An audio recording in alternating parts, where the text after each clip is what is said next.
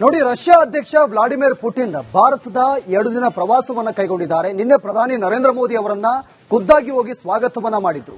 ಇದೀಗ ಇವತ್ತು ಭಾರತ ಮತ್ತು ರಷ್ಯಾ 23ನೇ ಶೃಂಗಸಭೆ ನಡೆಯುತ್ತೆ. ಈ ಒಂದು ಶೃಂಗಸಭೆಯಲ್ಲಿ ಹಲವು ಒಪ್ಪಂದಗಳಿಗೆ ಸಹಿ ಕೂಡ ಹಾಕಲಿದ್ದಾರೆ. ಈ ಕುರಿತ ಒಂದು ವರದಿ ನಿಮ್ಮ ಮುಂದೆ.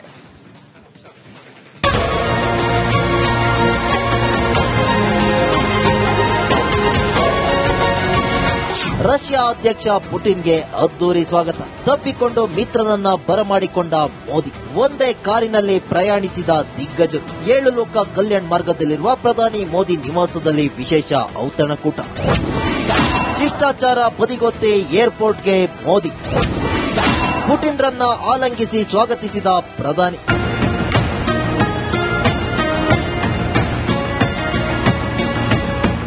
ರಷ್ಯಾ ಅಧ್ಯಕ್ಷ ವ್ಲಾಡಿಮಿರ್ ನವದೆಹಲಿಗೆ ಆಗಮಿಸುತ್ತಿದ್ದಂತೆ ಅದ್ದೂರಿಯಾಗಿ ಸ್ವಾಗತಿಸಲಾಗಿದೆ. ಈ ವೇಳೆ ಶಿಷ್ಟಾಚಾರ ಬದಿಗೊತ್ತಿ ಪ್ರಧಾನಿ ನರೇಂದ್ರ ಮೋದಿ ಪಾಲಂ ಏರ್ಪೋರ್ಟ್ಗೆ ತೆರಳಿ ತಮ್ಮ ಸ್ನೇಹಿತ ವ್ಲಾಡಿಮಿರ್ ಪುಟಿನ್ರನ್ನ ಆತ್ಮೀಯವಾಗಿ ಬಿಗಿದಪ್ಪಿ ಸ್ವಾಗತಿಸಿದರು. ಇಂದಿನ ಶೃಂಗಸಭೆಗೂ ಮೊದಲು ರಾಷ್ಟ್ರಪತಿ ಭವನದಲ್ಲಿ ಔಪಚಾರಿಕವಾಗಿ ಸ್ವಾಗತ ಮಾಡಲಿದ್ದಾರೆ. ನಂತರ ಭಾರತದ ಅತ್ಯುನ್ನತ ಮಟ್ಟದ ದ್ವಿಪಕ್ಷೀಯ ಕಾರ್ಯಕ್ರಮಗಳಿಗೆ ಸಾಂಪ್ರದಾಯಿಕ ಸ್ಥಳವಾದ ಹೈದರಾಬಾದ್ನ ಹೌಸ್ನಲ್ಲಿ ವರ್ಕಿಂಗ್ ಲಂಚ್ ಕೂಡ ನಡೆಯಲಿದೆ. ಬೆಳಗ್ಗೆ 11:30 ಸುಮಾರಿಗೆ ಮಹಾತ್ಮ ಗಾಂಧಿಯವರಿಗೆ ಗೌರವ ಸಲ್ಲಿಸಲು ರಾಜ್ಘಾಟ್ಗೆ ಭೇಟಿ ನೀಡಲಿದ್ದಾರೆ. 23ನೇ ಭಾರತ ರಷ್ಯಾ ಶೃಂಗಸಭೆಯಲ್ಲಿ ಪುಟಿನ್ ಭಾಗಿ.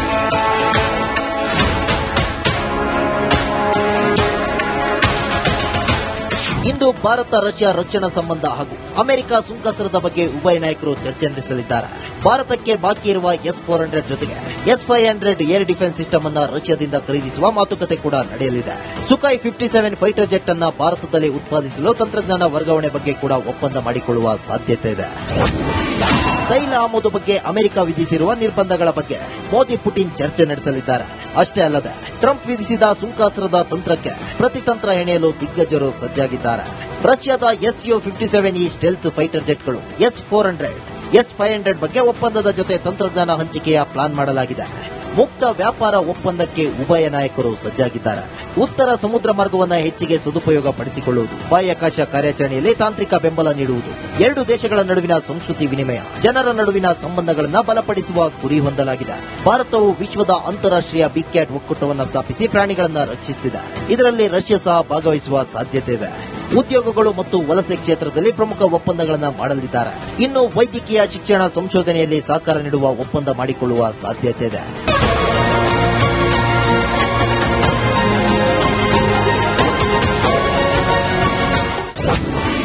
ಸಂಜೆ ರಾಷ್ಟ್ರಪತಿಯಿಂದ ಪುಟಿನ್ಗೆ ಔತಣಕೂಟ.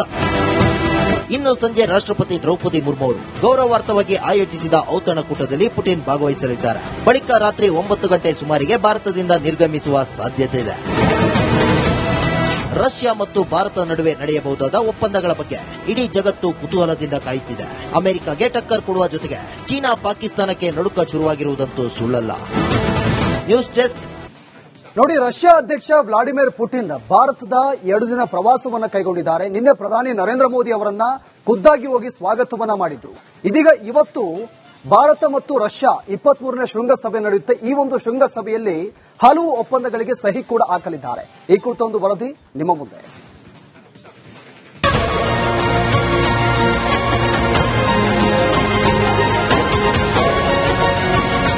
ರಷ್ಯಾ ಅಧ್ಯಕ್ಷ ಪುಟಿನ್ಗೆ ಅದ್ದೂರಿ ಸ್ವಾಗತ. ತಪ್ಪಿಕೊಂಡು ಮಿತ್ರನನ್ನ ಬರಮಾಡಿಕೊಂಡ ಮೋದಿ. ಒಂದೇ ಕಾರಿನಲ್ಲಿ ಪ್ರಯಾಣಿಸಿದ ದಿಗ್ಗಜರು. 7 ಲೋಕ ಕಲ್ಯಾಣ ಮಾರ್ಗದಲ್ಲಿರುವ ಪ್ರಧಾನಿ ಮೋದಿ ನಿವಾಸದಲ್ಲಿ ವಿಶೇಷ ಔತಣಕೂಟ. ಶಿಷ್ಟಾಚಾರ ಬದಿಗೊತ್ತಿ ಏರ್ಪೋರ್ಟ್ಗೆ ಮೋದಿ. ಪುಟಿನ್ರನ್ನ ಆಲಂಗಿಸಿ ಸ್ವಾಗತಿಸಿದ ಪ್ರಧಾನಿ.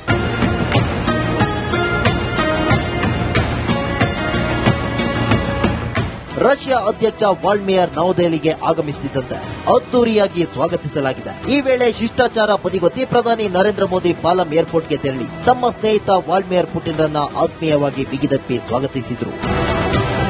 ಇಂದಿನ ಶೃಂಗಸಭೆಗೂ ಮೊದಲು ರಾಷ್ಟ್ರಪತಿ ಭವನದಲ್ಲಿ ಔಪಚಾರಿಕವಾಗಿ ಸ್ವಾಗತ ಮಾಡಲಿದ್ದಾರೆ. ನಂತರ ಭಾರತದ ಅತ್ಯುನ್ನತ ಮಟ್ಟದ ದ್ವಿಪಕ್ಷೀಯ ಕಾರ್ಯಕ್ರಮಗಳಿಗೆ ಸಾಂಪ್ರದಾಯಿಕ ಸ್ಥಳವಾದ ಹೈದರಾಬಾದ್ನ ಹೌಸ್ನಲ್ಲಿ ವರ್ಕಿಂಗ್ ಲಂಚ್ ಕೂಡ ನಡೆಯಲಿದೆ. ಬೆಳಗ್ಗೆ 11:30 ಸುಮಾರಿಗೆ ಮಹಾತ್ಮ ಗಾಂಧಿಯವರಿಗೆ ಗೌರವ ಸಲ್ಲಿಸಲು ರಾಜ್ಘಾಟ್ಗೆ ಭೇಟಿ ನೀಡಲಿದ್ದಾರೆ. 23ನೇ ಭಾರತ ರಷ್ಯಾ ಶೃಂಗಸಭೆಯಲ್ಲಿ ಪುಟಿನ್ ಭಾಗಿ.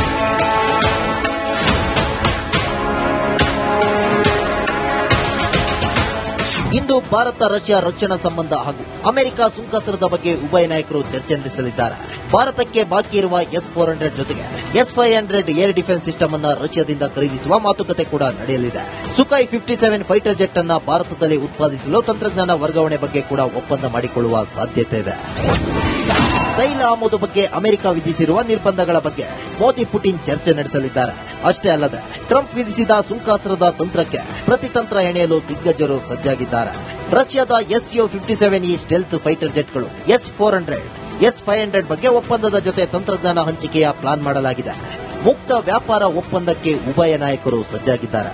ಉತ್ತರ ಸಮುದ್ರ ಮಾರ್ಗವನ್ನು ಹೆಚ್ಚಿಗೆ ಸದುಪಯೋಗ ಪಡಿಸಿಕೊಳ್ಳುವುದು, ಬಾಹ್ಯಾಕಾಶ ಕಾರ್ಯಾಚರಣೆಯಲ್ಲಿ ತಾಂತ್ರಿಕ ಬೆಂಬಲ ನೀಡುವುದು, ಎರಡು ದೇಶಗಳ ನಡುವಿನ ಸಂಸ್ಕೃತಿ ವಿನಿಮಯ, ಜನರ ನಡುವಿನ ಸಂಬಂಧಗಳನ್ನು ಬಲಪಡಿಸುವ ಗುರಿ ಹೊಂದಲಾಗಿದೆ. ಭಾರತವು ವಿಶ್ವದ ಅಂತಾರಾಷ್ಟ್ರೀಯ ಬಿಗ್ ಕ್ಯಾಟ್ ಒಕ್ಕೂಟವನ್ನು ಸ್ಥಾಪಿಸಿ ಪ್ರಾಣಿಗಳನ್ನು ರಕ್ಷಿಸುತ್ತಿದೆ. ಇದರಲ್ಲಿ ರಷ್ಯಾ ಸಹ ಭಾಗವಹಿಸುವ ಸಾಧ್ಯತೆ ಇದೆ.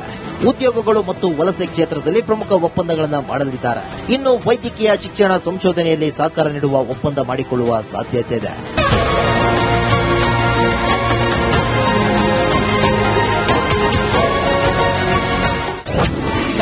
ಸಂಜೆ ರಾಷ್ಟ್ರಪತಿಯಿಂದ ಪುಟಿನ್ಗೆ ಔತಣಕೂಟ. ಇನ್ನು ಸಂಜೆ ರಾಷ್ಟ್ರಪತಿ ದ್ರೌಪದಿ ಮುರ್ಮು ಅವರು ಗೌರವಾರ್ಥವಾಗಿ ಆಯೋಜಿಸಿದ ಔತಣಕೂಟದಲ್ಲಿ ಪುಟಿನ್ ಭಾಗವಹಿಸಲಿದ್ದಾರೆ. ಬಳಿಕ ರಾತ್ರಿ 9 ಗಂಟೆ ಸುಮಾರಿಗೆ ಭಾರತದಿಂದ ನಿರ್ಗಮಿಸುವ ಸಾಧ್ಯತೆ ಇದೆ. ರಷ್ಯಾ ಮತ್ತು ಭಾರತ ನಡುವೆ ನಡೆಯಬಹುದಾದ ಒಪ್ಪಂದಗಳ ಬಗ್ಗೆ ಇಡೀ ಜಗತ್ತು ಕುತೂಹಲದಿಂದ ಕಾಯುತ್ತಿದೆ.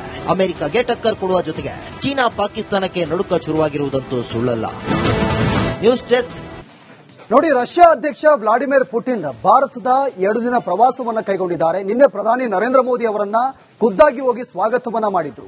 ಇದೀಗ ಇವತ್ತು ಭಾರತ ಮತ್ತು ರಷ್ಯಾ 23ನೇ ಶೃಂಗಸಭೆ ನಡೆಯುತ್ತೆ. ಈ ಒಂದು ಶೃಂಗಸಭೆಯಲ್ಲಿ ಹಲವು ಒಪ್ಪಂದಗಳಿಗೆ ಸಹಿ ಕೂಡ ಹಾಕಲಿದ್ದಾರೆ. ಈ ಕುರಿತ ಒಂದು ವರದಿ ನಿಮ್ಮ ಮುಂದೆ.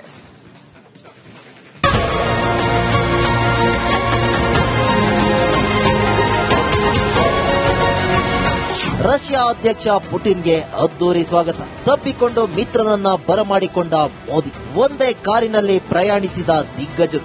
7 ಲೋಕ ಕಲ್ಯಾಣ್ ಮಾರ್ಗದಲ್ಲಿರುವ ಪ್ರಧಾನಿ ಮೋದಿ ನಿವಾಸದಲ್ಲಿ ವಿಶೇಷ ಔತಣಕೂಟ. ಶಿಷ್ಟಾಚಾರ ಬದಿಗೊತ್ತಿ ಏರ್ಪೋರ್ಟ್ಗೆ ಮೋದಿ. ಪುಟಿನ್ರನ್ನ ಆಲಂಗಿಸಿ ಸ್ವಾಗತಿಸಿದ ಪ್ರಧಾನಿ.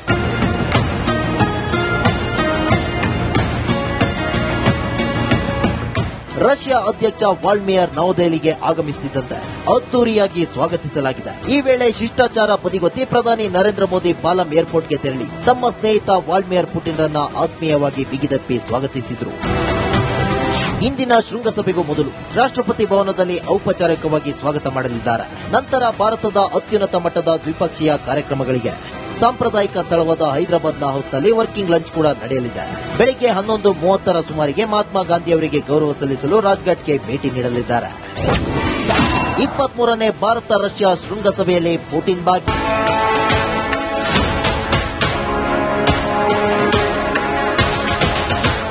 ಇಂದು ಭಾರತ ರಷ್ಯಾ ರಕ್ಷಣಾ ಸಂಬಂಧ ಹಾಗೂ ಅಮೆರಿಕ ಸುಂಕಸ್ತ್ರದ ಬಗ್ಗೆ ಉಭಯ ನಾಯಕರು ಚರ್ಚೆ ನಡೆಸಲಿದ್ದಾರೆ. ಭಾರತಕ್ಕೆ ಬಾಕಿ ಇರುವ S-400 ಜೊತೆಗೆ S-500 ಏರ್ ಡಿಫೆನ್ಸ್ ಸಿಸ್ಟಮ್ ಅನ್ನು ರಷ್ಯಾದಿಂದ ಖರೀದಿಸುವ ಮಾತುಕತೆ ಕೂಡ ನಡೆಯಲಿದೆ. ಸುಖಾಯ್ 57 ಫೈಟರ್ ಜೆಟ್ ಅನ್ನು ಭಾರತದಲ್ಲಿ ಉತ್ಪಾದಿಸಲು ತಂತ್ರಜ್ಞಾನ ವರ್ಗಾವಣೆ ಬಗ್ಗೆ ಕೂಡ ಒಪ್ಪಂದ ಮಾಡಿಕೊಳ್ಳುವ ಸಾಧ್ಯತೆ ಇದೆ.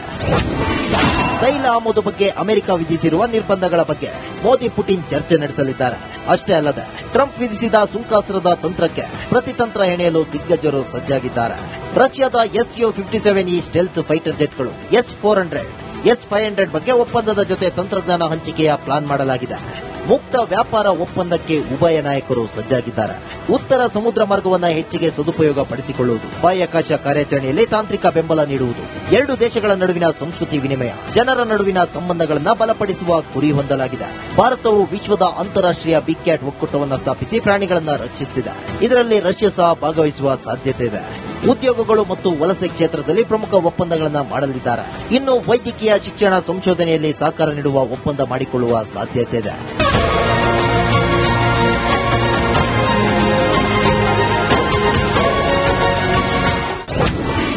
ಸಂಜೆ ರಾಷ್ಟ್ರಪತಿಯಿಂದ ಪುಟಿನ್ಗೆ ಔತಣಕೂಟ. ಇನ್ನು ಸಂಜೆ ರಾಷ್ಟ್ರಪತಿ ದ್ರೌಪದಿ ಮುರ್ಮು ಅವರು ಗೌರವಾರ್ಥವಾಗಿ ಆಯೋಜಿಸಿದ ಔತಣಕೂಟದಲ್ಲಿ ಪುಟಿನ್ ಭಾಗವಹಿಸಲಿದ್ದಾರೆ. ಬಳಿಕ ರಾತ್ರಿ 9 ಗಂಟೆ ಸುಮಾರಿಗೆ ಭಾರತದಿಂದ ನಿರ್ಗಮಿಸುವ ಸಾಧ್ಯತೆ ಇದೆ. ರಷ್ಯಾ ಮತ್ತು ಭಾರತ ನಡುವೆ ನಡೆಯಬಹುದಾದ ಒಪ್ಪಂದಗಳ ಬಗ್ಗೆ ಇಡೀ ಜಗತ್ತು ಕುತೂಹಲದಿಂದ ಕಾಯುತ್ತಿದೆ. ಅಮೆರಿಕಗೆ ಟಕ್ಕರ್ ಕೊಡುವ ಜೊತೆಗೆ ಚೀನಾ ಪಾಕಿಸ್ತಾನಕ್ಕೆ ನಡುಕ ಶುರುವಾಗಿರುವುದಂತೂ ಸುಳ್ಳಲ್ಲ. News desk